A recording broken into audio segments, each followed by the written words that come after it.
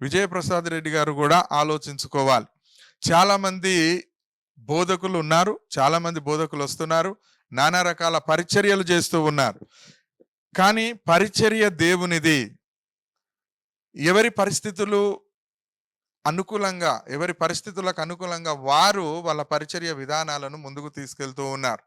కానీ మీరిద్దరూ, ఈ విజయప్రసాద్ రెడ్డి, ఈ అమ్మతేజ ఇద్దరు ఒకరి గురించి ఒకరు మాట్లాడుకోవడం, ఛాలెంజ్‌లు చేసుకోవడం, ఇలాంటివి చూస్తే చాలా, ఒక క్రైస్తవునిగా చాలా బాధ అనిపిస్తుంది.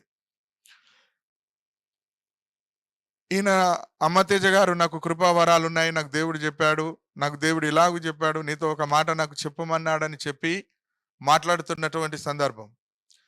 ఇక్కడ విజయప్రసాద్ రెడ్డి గారు, నువ్వు చేస్తున్నటువంటి విధానము తప్పు, నువ్వు పేరు పెట్టి పిలవడం అనేది తప్పు,